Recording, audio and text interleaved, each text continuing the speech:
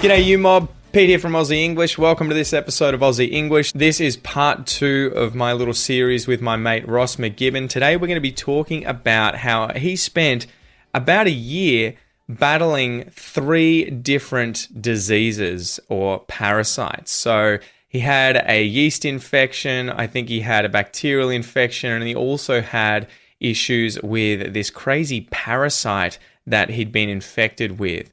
And it's just been a really incredible story. I've been chatting to him whilst he's been going through this, and I thought it'd be cool if you share this on the podcast, mate, just so other people can learn about it. Maybe they're suffering from this and don't realize yet. What did you do to overcome this? Everything like that. Besides that, guys, I had Ross on recently in this 3-part series because he's selling his fundraising calendar to raise money for the Royal Flying Doctors Service and the Global Snakebite Initiative. So the Royal Flying Doctors Service is a service that flies into remote parts of Australia to help people who get in trouble if they break a leg or get bitten by a snake. And the Global Snakebite Initiative is a non-profit charitable organisation working hard on many levels to ease the burden of snakebite around the world. So they're trying to do their bit to reduce the deaths and injuries from snake bites in countries like India or different parts of Africa or Asia. So without any further ado, guys, let's get into today's episode. Oh, and don't forget to check out part 1 and part 3 when that comes out after this. Let's go.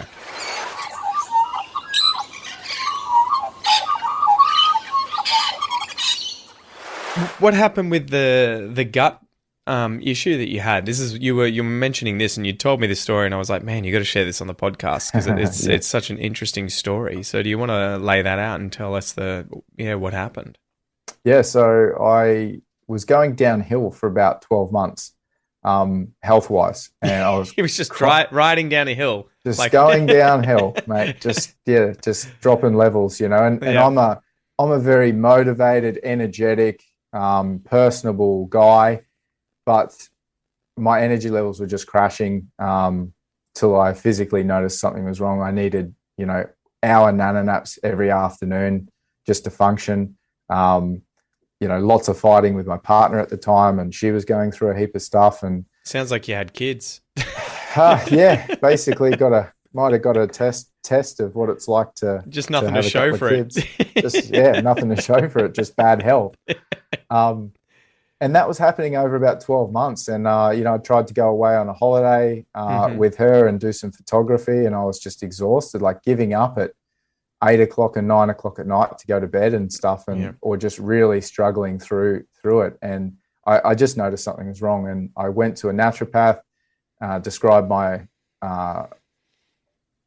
symptoms, and they basically said, it sounds like you've got some gut health issues. And one thing that she straight away picked out was brain fog. Yeah. And that's where you're just really foggy, you can't absorb information, you can't think straight, and it's actually to do with gut health. It's that feeling, right, of almost like you haven't eaten in a day or two. That the average person may encounter that kind of brain fog, but it's usually when they haven't eaten for a long enough period that they're sort of like, ugh.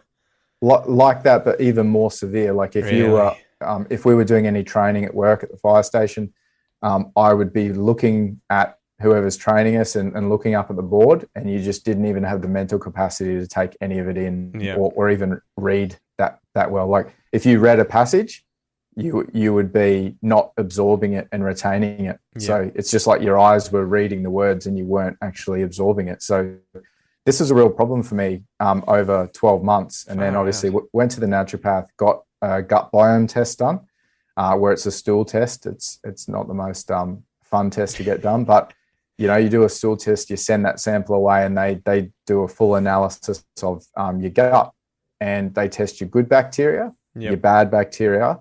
Then they test for yeast infections, because you can get all kinds of different yeast infections in the stomach. And then you can get parasites.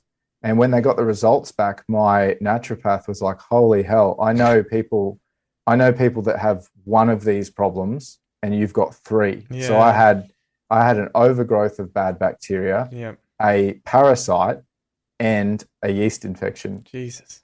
So that's what was sending me downhill, and it was affecting everything. My quality of life was going right down, and to the point where I wasn't even motivated to get my content out because I didn't have any creativity. Yeah. So that's why I haven't seen a lot of video content from me over probably the last year and a half. But it's been a year-long journey, and I've finally, I believe, gotten rid of it. I've got a retest in about 3 weeks, but I did a 10-day course of antibiotics just recently, which is kind of the last resort. Yeah. I did. And did you have to change your diet up to try and adjust to that? Because that's the thing that Definitely. I always freak out about when people are like, oh, just have some antibiotics. I'm like, you're literally, well, not literally, but you're taking like a nuclear bomb to your gut biome, right? All of the goodies and the baddies that live inside your gut. And effectively, you're having to replenish it. So it's almost like you go through the Amazon rainforest and just slash and burn everything and then let it regrow. And if you just do that randomly without thinking about, you know, what fertilizer are we going to use? What plants are we going to encourage to grow? What animals are we going to reintroduce? Usually the bad stuff takes back over, right? If you're just eating garbage food. And so you have to worry about high fiber, you know, prebiotics, probiotics, everything like that. And it's just something you want to obviously avoid if you can. They try, and a few times my son's gotten sick and they're just like, just give him some antibiotics. And I'm like, mate, you're a doctor. Surely you know better than that. If he doesn't look like he's got a bacterial infection that's like going to kill him, you know, he can probably survive without the antibiotics. Yeah, they are given out way too liberally, and people do not know that what they do to your gut health. And the other thing people don't know is that your serotonin, and I think even dopamine, but definitely serotonin, gets made in your gut. So when you start having poor diet and especially problems like this, like the yeast infections and the parasite, when you sort of start any stresses that happen in your life, like there could be a death of a family member, or, you know, it can make you pretty imbalanced. And if your gut biome is out of whack, you can start to get depressed and anxious. So depression and anxiety is being linked now to gut health. Yeah, I think they've decided or discovered that there's a lot more to do with just an unhealthy diet. That's the reason that we have such higher levels of depression today than, say, 50 or 100 years ago. Yeah. So how do they think you got these the bacteria imbalance, the yeast as well? That seems freaky, and the parasite. Each of those must have a completely different story of how you sort of ended up with it, right? Well, they thrive. They're kind of symbiotic. So I had something. Okay. I had a yeast infection called Geotrichum, and it's very similar to Candida, and Candida is the big one that a lot of people have. Like, I can't remember the stats, but it's like, you know, 1 in 5 people or Candida, something like that. It's Candida. It's really bad. People get all these different kinds of issues, gut problems, brain fog. Candida, fungal infection caused by yeast, a type of fungus. Some species of Candida can cause infection in people. The most common Candida is, and it's, on the skin, inside the body, in places such as the mouth, throat, gut, vagina, without causing any problems. So it's obviously one of these bacteria, right, that, yeast and bacteria that are everywhere all the time. But the problem is when they get out of whack, and for whatever reason they've gotten a foothold in your body and just take over. So high sugar diets, high starch. So if you're eating lots of junk food, lots of sugar, lots of starches, and alcohol is the other one that's toxic to your gut biome. So if you're drinking every day, that's a recipe for, you know, depression, anxiety, and just general unhealthiness. Like I love a drink, but I try and limit it to just social events where I really enjoy it. But drinking every day, apparently that's what the naturopaths are saying. Drinking every day just kills your gut biome. So if you're one of these old blokes that likes to knock off and have 3 or 4 beers of a night time, you're not giving your gut biome the chance to actually thrive. Basically, they describe it like a garden. Yeah. And you're letting weeds overgrow, and obviously imbalances are all sort of happening in your gut. So sugar, bad one; gluten, bad one; starch, so all your potato, like chips and stuff like that. All the best stuff. All the starchy stuff, you know. So all that for me had to go. And what I tried, I didn't tell you, I did 3 natural cleanses before doing the antibiotics. So over 12 months, it took me to get rid of this parasite, and hopefully it's gone. I feel like it's gone. But I had to do all this work on my diet, and no alcohol. They exclusion, so you exclude anything bad. Did it take long to turn around when you did that? When you excluded those things, or was it a pretty quick turnaround? Well, the thing is, I got rid of the yeast infection and the bad bacteria. Yeah. Overgrowth. It was like a weed that shrunk then, but I didn't get rid of the parasite, and the parasite was what was really affecting me. So it was most of the issues, with the bulk of it. Yeah. So then I had to basically go to the last resort, which is a big case of antibiotics. It's like 3 different types of antibiotics. Jesus. And then a couple of probiotics and this other colostrum stuff that helps your gut while you're taking it. But so what was the name of the parasite again? I know you told me in the past. It's, if anyone's interested in looking it up, it's called Blastocystis hominis. Blastocystis hominis. That's the scientific name. So how did they think you got this parasite, Blastocystis hominis?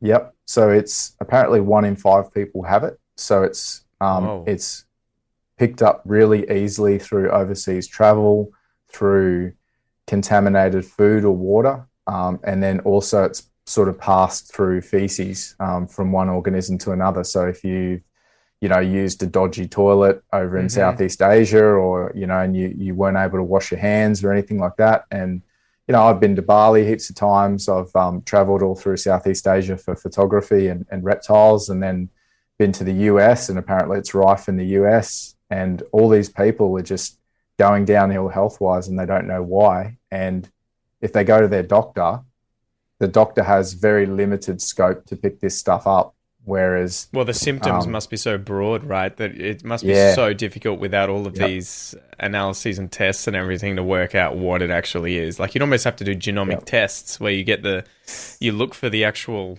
DNA of this parasite, and then you're like, well, I guess that's it, as opposed to what are your symptoms, Well, the problem is the diagnosis. If you go to your general GP about this stuff, unless they're following gut health research and they're getting into those alternate therapies, and they're happy to send you to a naturopath or something.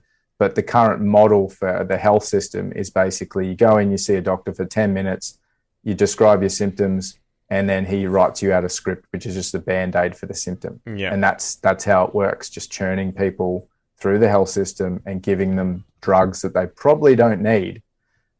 And because I went to a naturopath, the naturopaths are the ones that are starting to really clue onto gut health and how important it is. And then the medical doctors are kind of slow to recognize it. But if you go to your GP, they're going to do blood tests on you. They'll be like, they'll just probably put a Band-Aid on the symptom unless they really know about gut health. Have you seen that recent show that came out by Michael Mosley? So he's, I think, a doctor from the UK, but this was on SBS. I watched this the other day. I think 2 episodes are out so far. Australia's Health Revolution with Dr. Michael Mosley, and he's effectively gone around talking about diabetes, type 2 diabetes, and showing that it's reversible. It's much more linked in with your diet and lifestyle than you just end up with type 2 diabetes and you're stuck with it for life. And so the show kind of goes through him giving it to himself because he's already been susceptible to it, and he's had to change his diet previously in his life. And then he effectively just has a sort of normal Australian diet for 2 weeks and then gets pushed into type 2 diabetes range. And he's just like, shit, that didn't take long at all. And then reverses it just by cleaning his diet up. And so he's helping these Indigenous people and everything. But it was just amazing because he talks to a bunch of politicians and doctors and people behind the diabetes website, with advice from Australia. And a lot of those sites and everything were just like, this is a condition that will not change. It's a progressive condition that needs to be treated with, medication, and we don't know why it's caused. And he's just like, bullshit. Yeah. That's bullshit. We do know why. It's too much fat around your pancreas, too much fat inside of your belly, as opposed to under your skin, and just an unhealthy lifestyle, which effectively underpins that. And once you take that into account, within a few years, you can regenerate your pancreatic health and your liver health and everything like that and get back to normal. And so, there is definitely a problem with the current health model. Without going too into it, there's a great book by Chris Kresser. Yeah. And it's called Unconventional Health. I think you sent this to me recently, yeah. Yeah, that's a really good book on basically how screwed our health model is. And, as I described, you go in for symptoms, they put a Band-Aid on it and they give you drugs. And that's pretty much it.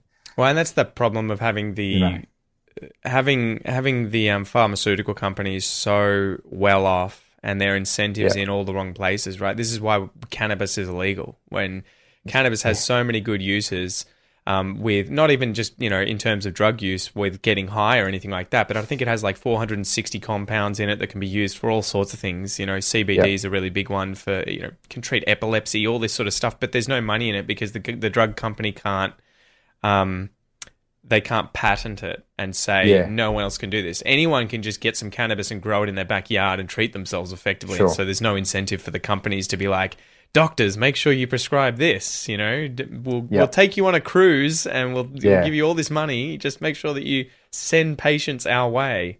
Yeah, if you want to see where our health system is going, just look at America. Oh, it's And horrifying. their stats with diabetes, and if you include diabetes type 1 and 2 and pre-diabetes, so basically they're on the way to getting it, Yeah.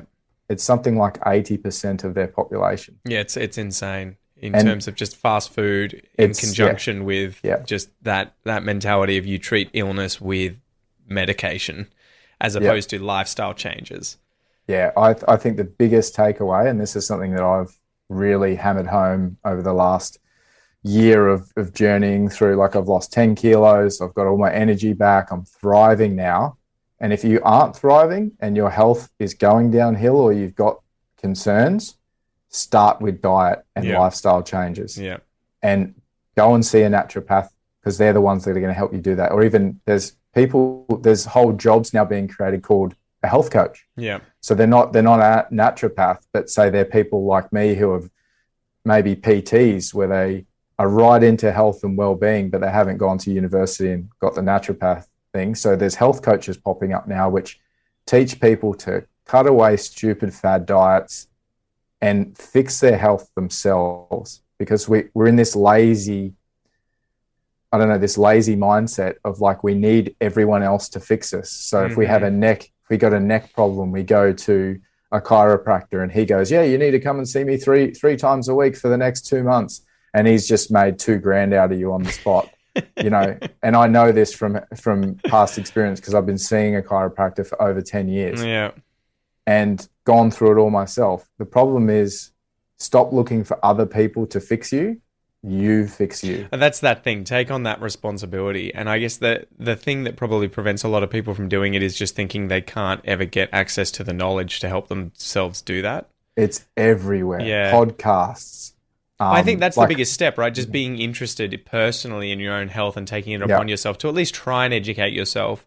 You can always check in with GPs, with naturopaths, with whoever it is, friends, family, and ask for their advice, but don't be afraid to get second opinions and then take everything on board and try and make an educated decision yourself, right? As opposed to just outsourcing it. And it's the same with people learning languages. I remember even when I was at school learning French and Chinese, I always thought, I show up at class, the teacher teaches me, I learn the language.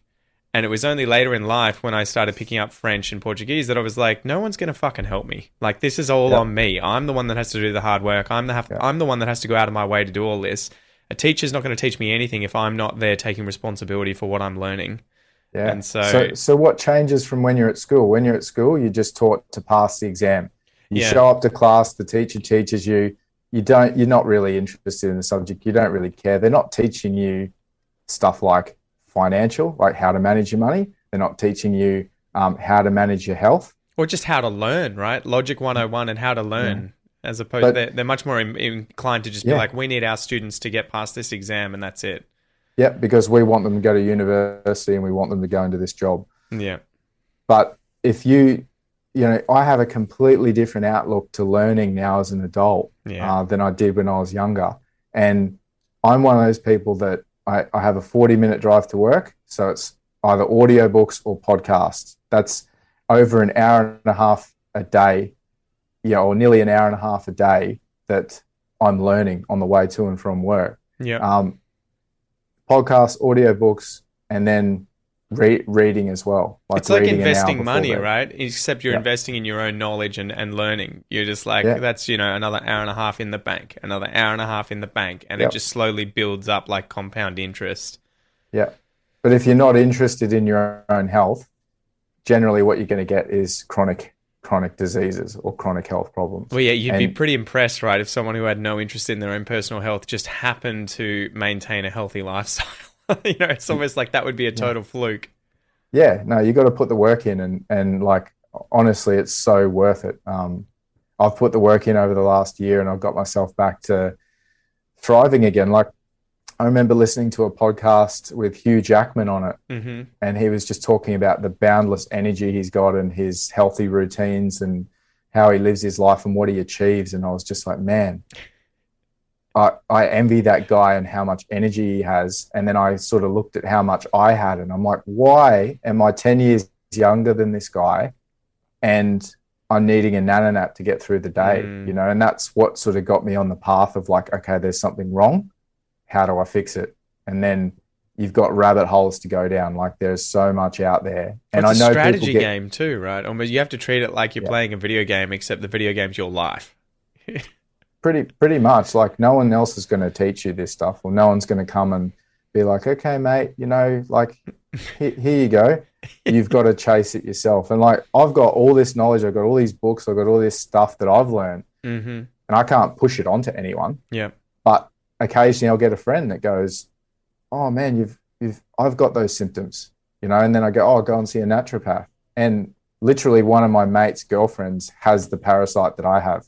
Jeez, she's been drinking your water, huh? From yeah, but completely different threads of life. Yeah. But she's traveled, she's, gone here and there and done stuff, and she's got this parasite, and she was wondering why she was so tired and lethargic and brain fog and all this, and she had the same thing. I reckon I'd go to the doctor and be like, I'm suffering from all this. Do I have a parasite? And they'd be like, yeah, you got kids. You got kids, yeah. But imagine if you're in my situation where you're already not 100%, and you then go and add kids to the mix. Dear God, do not do that. Yeah. No wonder why people are depressed, unhappy, their relationships, like we're seeing all-time relationship breakups. Well, I think the US stats are like more marriages end now than stay together, right? And you're just like, what is even the point? Why? Oh, that doesn't surprise me. They get married over there just like. All right, so that's it for today's episode, guys. Thanks so much for joining me. Don't forget to go and grab yourself a copy of Ross's calendar. He's doing this as a fundraising event. Remember, trying to raise money to help people who get in trouble in Australia and need the Royal Flying Doctor's Service, or people overseas who get bitten by snakes and need some help as well, whether it's treatment, anti-venom, all that sort of stuff. So you can go and get it from rmrphotography.com.au. And remember, it's a bargain. It's just $35, and you're going to get 12 absolutely phenomenal photos from around the country in Australia of different animals, a lot of them really venomous snakes. So anyway, guys, thanks again. Make sure to check out the other episodes in this series when they come out, and I'll see you next time.